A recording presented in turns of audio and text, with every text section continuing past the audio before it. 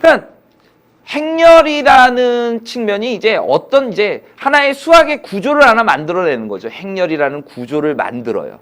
그리고 거기에다 이제 연산을 투여하고 우리가 알고 있는 어떤 다른 문제를 행렬로서 해결을 하려고 하는 그런 이제 파트가 되는 거라고요.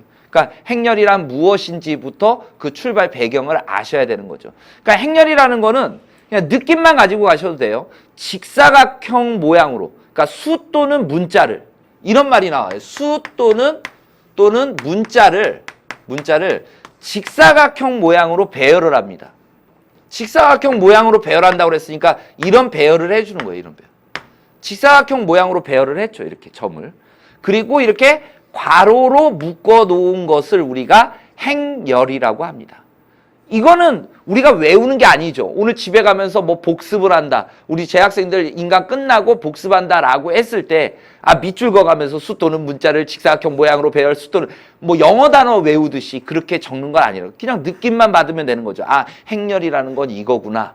이렇게만 가볍게 넘어가도 되는 내용이다라는 얘기예요. 그래서 이쪽 가로에 있는 줄을 갖다 우리가 행이라고 불러요. 행. 예. 그럼 행이 몇 개 있죠? 지금 예로 든 거는 2개가 있죠. 그래서 이행이라고 이야기를 하는 거고요. 이행. 그 다음에 열. 이 문자가 있었던 게, 수 또는 문자가 있었던 게 이쪽으로 하나가 있죠. 이쪽으로도 하나가 있고 이쪽으로도 하나가 있죠. 그래서 이건 열이라고 이야기합니다. 뭐라고 이야기해요? 열. 그래서 행, 가로, 행. 그 다음에 세로가 열이라고 얘기해요. 이런 얘기 하잖아요. 열맞춰 이런 얘기 하잖아요. 그죠? 주로 이제 그 2차 정사각행렬, 이행, 이열의 행렬들이 많이 주어지기 때문에 우리가 행을 본다든지 열을 본다든지 이런 일이 그렇게 자주 있지는 않아요. 하지만 행과 열을 정확하게 여러분들이 볼 줄 알아야 돼요. 그런 기본적인 계산 문제도 출제가 된 적이 있으니까요. 나중에 보여드릴게요. 행과 열을 정확하게 여러분들이 읽어내 주셔야 됩니다. 몇 행, 몇 열 이런 거를 읽어주셔야죠. 여기 몇 열? 3열. 이렇게 이야기한다라는 얘기예요. 그래서 여기 행과 열이 만난 데에 수 또는 문자가 있는 거죠. 여기 수 또는 문자가 있게 돼 있죠. 이 수 또는 문자를 우리는 띄어서 뭐라고 부르냐면 성분이라고 불러줍니다. 뭐라고 불러준다고요? 성분이라고요. 표현하는 방법은 이렇게 2가지 표현이 있어요. I, J, 성분 이렇게 표현하기도 하고요. 네. 성분 A, I, J 이렇게도 표현합니다. A, I, J 이렇게 표현하기도 합니다. 예, I, J를 좀 아래 첨자로 쓰는 거예요. 조그맣게 써주는 거죠. 그래서 보통 I를 행으로 많이 씁니다. 행. J를 열로 많이 씁니다. 열. 그래서 이행 3열이다 라고 이야기할 때 얘를 또 다른 표현으로 행열, 예, 2 곱하기 3 행열 이렇게 적습니다. 2 곱하기 3 행열이다. 그러니까 앞에 오는 게 행, 뒤에 오는 게 지금 뭐다? 열. 그래서 2행 3열이다. 이렇게 여러분들이 기억을 해 주실 수가 있겠어요. 자, 여기에서 얘를 표현할 때 이제 이런 성분으로서 한번 표현을 해보는 거예요. 예. 그러면 지금 여기에 우리가 2행 3열을 선생님이 예로 드러났죠, 지금. 예. 지금 여기에서는, 교재에서는 M행 N열을 드러났습니다. M행 N열을 드러났지만 여기서는 2행 3열을 드러났죠. 그러면 여기에 지금 성분이 3개, 여기 성분 3개가 있다라는 얘기죠. 그죠? 그럼 1행, 여기도 2행, 여기는 1열, 2열, 3열 된다고 그랬죠. 그러면 여기 아래 첨자를 적어줄 때 여기가 1행이죠. 1행. A1. 네, A 여기는 뭐가 될까요? 2행. 1행, 1열. 그죠? 여기는 1행, 2열. 여기는 1행, 3열. 이렇게 적어줄 거고요. 여기는 2행, 1열. 여기는 2행, 2열, 2행, 3열. 이렇게 행렬을 표현한다는 얘기예요. 그래서 M행 N열도 마찬가지란 얘기예요. 그러니까 1행 1열, 1행 2열, 1행 3열 그래서 1행 N열까지 가고 있는 거고요. 교재 내용을 보시면요.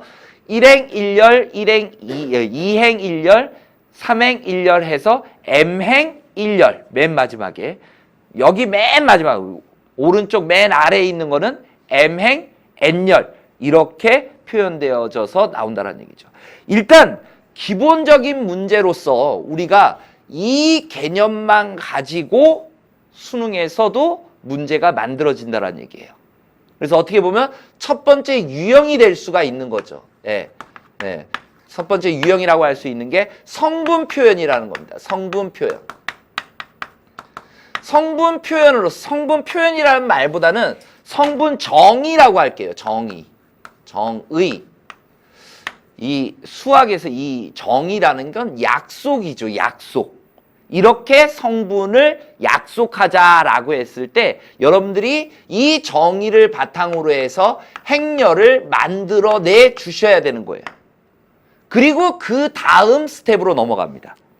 근데 애시당초 만들어내지를 못해버린다면 문제가 힘들어지는 거죠.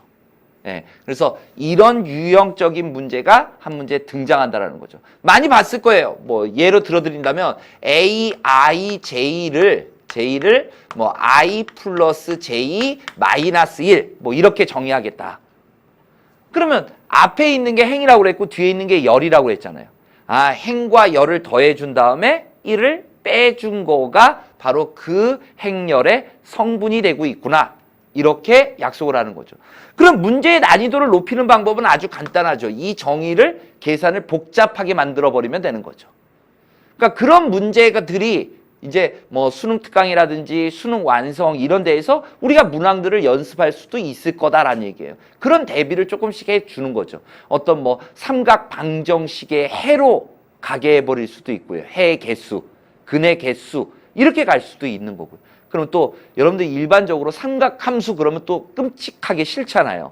그러니까 이런 기본적인 건 되는데 삼각함수에 뭐를 해야 된다라고 이야기해버리면 더 어려워질 수 있는 거죠. 그러면 이 내용을 모르는 건 아니잖아요.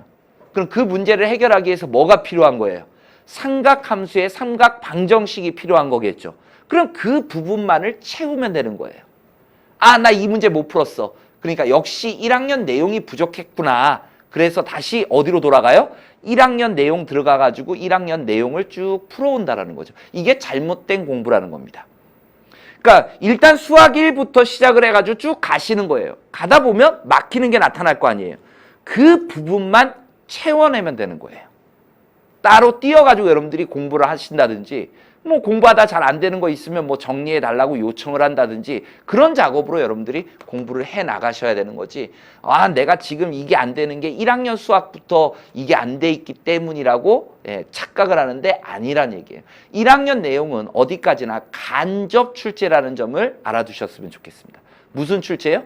간접 출제. 직접적으로 물어볼 수 없다라는 얘기예요. 삼각 방정식의 해는 이렇게 물어볼 수는 없다라는 얘기입니다.